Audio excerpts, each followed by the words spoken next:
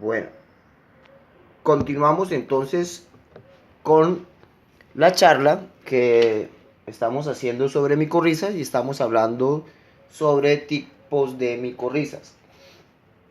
Entonces, ahora continuamos. Habíamos hablado de las endomicorrizas.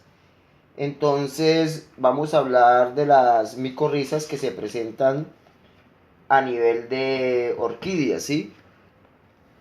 Entonces, el género más representativo es Rhizoctonia.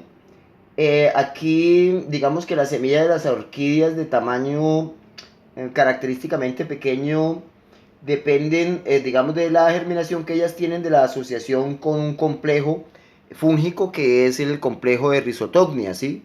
Entonces dependen que se asocien con Rhizoctonia para que se pueda dar la germinación de las semillas, en este caso, de las orquídeas. Es decir, que ese complejo es bien importante, digamos, para esta diversidad de plantas.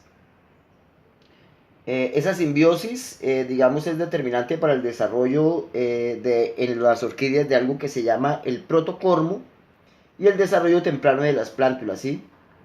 Entonces, aquí, digamos que en estas eh, micorrizas, lo que vemos es que las hifas son sectadas, llegan a penetrar la zona cortical, ¿sí? Y se forman unas pequeñas, digamos, coils, que en inglés sería coils, ¿sí? Como ensortijados al interior del protoplasma, ¿sí? Entonces eso caracteriza este tipo de micorrizas. Por el otro lado aparecen las micorrizas helicoides, ¿sí? Que desarrolla una infección que es predominantemente intercelular y es ocasionada por ascomicotes, ¿de acuerdo? Como por ejemplo Pesicella, ¿sí? Eh, Odiodendrum, que son, digamos, que se encuentran ahí como hongos ascomicotas asociados, cuyas hifas son también sectadas, penetran la corteza y también, digamos, que tienden a formar algunos coils, ¿sí? O curvaturas. Bien. Generalmente este tipo de micorrizas se encuentra en aquellos suelos que están, digamos, agnegados, ¿sí? Eso sucede, digamos, con este tipo de micorrizas. Finalmente aparecen entonces los arbutoides, las micorrizas tipo arbutoides. Entonces, en ellas también se forma como un aspecto de red de Harting, ¿sí? Por el micelio que es sectado, al igual que en las ectomicorrizas. Y también se forman unos coils, digamos, ahí en el protoplasma celular. ¿Mm? Y esos serían, digamos, los tipos de micorrizas que nosotros conocemos. Muy bien. Entonces, cambiemos. Ahora esto se quedó. Aquí entonces podemos ver, digamos, hablando ya de los dos tipos de micorrizas más importantes, las ectomicorrizas y las endomicorrizas. Entonces aquí vemos una raíz, hacia el lado izquierdo de la pantalla vemos una ectomicorriza, vemos cómo se forma aquí en esto que se ve oscuro una red de Harting, ¿sí? En el caso de la endomicorriza esa red no está presente y el micelio en la ectomicorriza penetra la zona cortical, nunca entra o pasa la endodermis, ¿sí? Sino la ectodermis. Lo mismo sucede por este lado. Sin embargo, acá en este tipo de endomicorrizas, fíjese que la clamidiospora proyecta una hifa y la hifa entonces penetra la zona cortical y forma arbúsculos y va a formar vesículas, ¿sí? Aquí podemos ver de pronto de una manera un poco más clara, entonces como la ectomicorriza, ¿sí? Mire, aquí está, digamos, la corteza, células corticales, esto sería el cilindro vascular, esto sería la endodermis que protege, la endodermis nunca la micorriza, las cifas llegan, y en la zona cortical, sí, la red de Harting, mire, es grandísima, se proyecta y se mete entre las células corticales. Mientras que ahora volvamos acá en la endomicorriza, la clamidiospora, ¿sí? Que es reproductiva, penetra la epidermis, ¿sí? Y dentro de esa epidermis entonces genera los arbúsculos.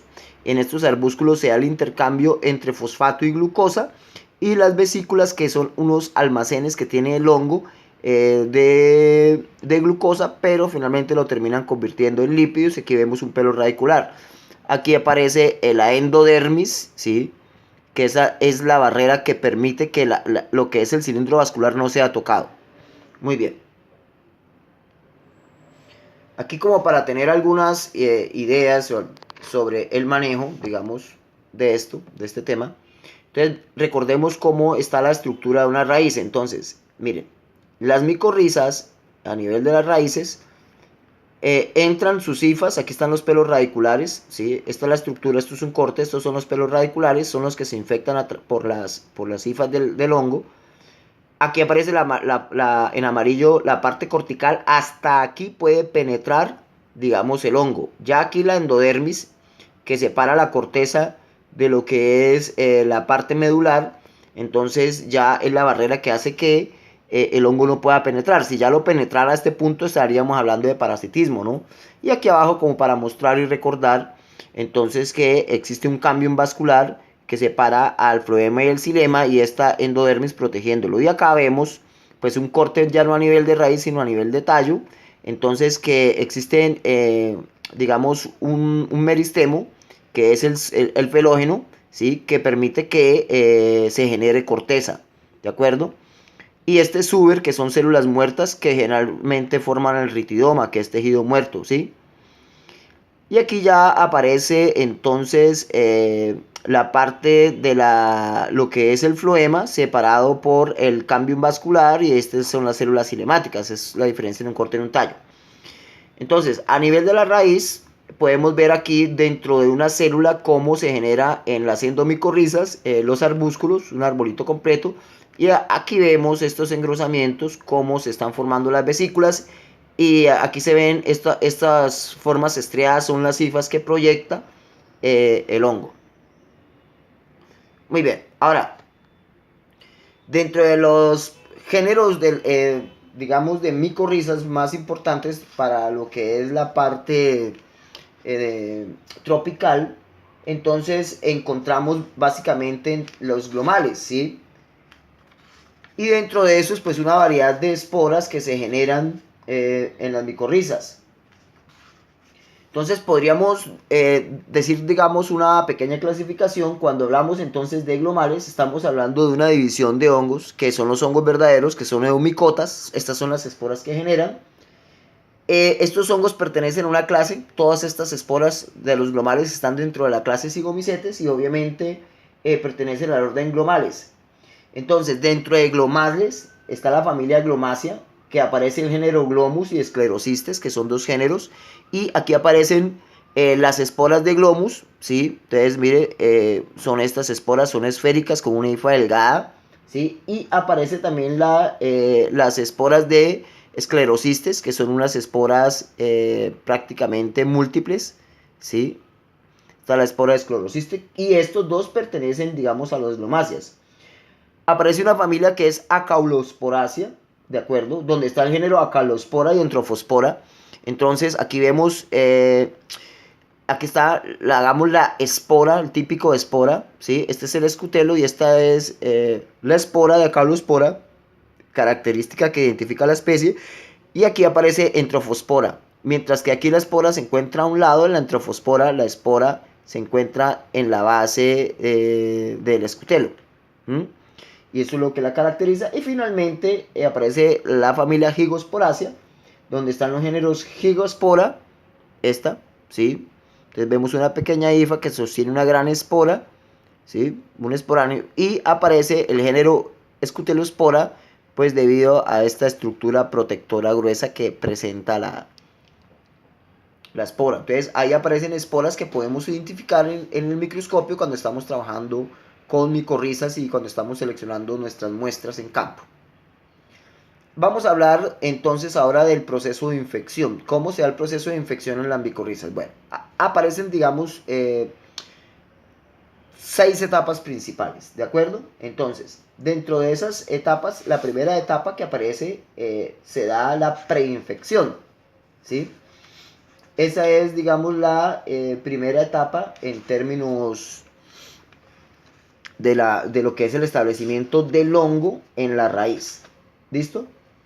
Entonces, resulta que en este momento, cuando ya empezamos a hablar de la preinfección, se genera en la base del pelo radicular una estructura que genera, digamos, la espora. Entonces, la espora genera sus hifas y las hifas cuando entran en contacto directamente con el pelo radicular, específicamente con la parte de las células epidérmicas de la raíz. Se cree que las esporas o el hongo tiene una actividad enzimática lignolítica que logra debilitar la pared del pelo radicular y en ese momento entonces se forma un apresorio que une entonces a la hifa con la parte cortical de la planta, ¿sí? Luego se genera lo que es la penetración ya a partir del apresorio, entonces empieza a ingresar las hifas, ¿sí? En la zona cortical y se empieza a generar una colonización intrarradical a través del córtex. Las hifas se van metiendo en el tercer paso entre las células corticales y van generando, en el caso de las micorrizas endomicorrizas vesicular musculares, se van generando entonces los arbúsculos y se van generando las vesículas, ¿sí? Luego se da un completo desarrollo del micelio externo. El micelio empieza a extenderse por los microporos del suelo y le va a empezar a buscar a la planta entonces principalmente fosfatos, pero durante esa extensión y durante esa secreción que hay entre el micobionte y la planta se empiezan a generar algunas sustancias, algunos promotores para crecimientos bacterianos, especialmente para bacterias fijadoras de nitrógeno, que hace que ahora se asocien otras bacterias y puedan fijar también el nitrógeno, ¿sí? El hongo, cuando se genera estrés hídrico, se da la quinta etapa, genera una etapa de esporulación, que está comprobado cuando hay sequía, el hongo es eficiente en hacerlo. Y finalmente el hongo puede reinfectar nuevamente la misma raíz en otro punto o extenderse y reinfectar una raíz cercana. Resulta que existen, digamos, algunos factores genéticos de señalización para el factor MYC, ¿sí? El cual genéticamente para la micorrización existe un factor que se llama DMI2, ¿sí? Que es la vía común para que se forme el factor de micorrización y la formación del austorio. Entonces esta es la vía. Así como existe un factor de nodulación, ¿sí? Que es el NFP y el LIKE y el DMI1, el NSP2 y el NSP1 para los factores de nodulación en el caso de fijación de nódulos de nitrógeno por parte de Rhizobium, nuestro Rhizobium. Pero por el lado de las micorrizas, entonces acuérdense que el factor se llama DMI2, que es el factor de formación de nodulación. Aquí también vemos entonces un mecanismo hipotético de cómo se puede presentar la simbiosis. Inicialmente el fósforo entra a la hifa gracias a que existe un intercambio entre fosfato y calcio, ¿sí? Debido a una señal simbiótica que tiene el hongo, ¿sí? Este calcio entonces genera unas señales hormonales, ¿verdad? Que van dirigidas hacia el núcleo y entonces eso dispara, ¿sí? Que la hifa empiece a utilizar oxígeno para ingresar peróxido de hidrógeno. Y este peróxido de hidrógeno despierta en el núcleo unos factores de defensa de expresión genética y también genera una expresión funcional en las micorrizas. Todo a través de un proceso de proteínas de membranas, ¿sí? Entonces, se cree que también estos factores, esta entrada de peróxido de hidrógeno, es por parte de la hifa, genera, digamos, una función hidrolasa que tiene la hifa fúngica. Bien, entonces hasta allí terminamos la primera parte, que son características generales que se generan en las micorrizas.